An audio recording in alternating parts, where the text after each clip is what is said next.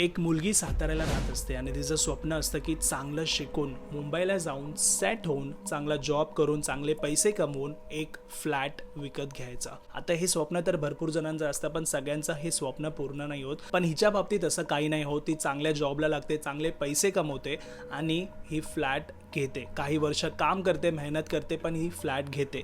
आता फ्लॅट घेतल्यानंतर पहिल्याच रात्री ना तिला वाटतं की बाहेर ना तिच्या रूमच्या भरपूर जण असे काहीतरी बोलायला लागलेत. म्हणजे झोपलेली असताना रात्री 12:30-1 वाजून गेलेले असतात. त्यावेळी तिला असं वाटतं की बाहेर ना एक 4-5 जण काहीतरी बोलत आहेत. तर ही जाऊन ना त्या दुर्बीणमधून बघते की बाहेर कोण आहे का. डोरला तिच्या दुर्बीण असते, बाहेर कोण दिसत नाही तिला. येऊन झोपतात. झोपल्यावर परत आवाज येतो आणि परत जाऊन मैत्रीण ही जी चेक करते त्या दुर्बीणमधून तिला दिसतात 7-8 जण एकमेकांसोबत बोलत आहेत. आणि त्याच वेळी ही दरवाजा ओपन करते.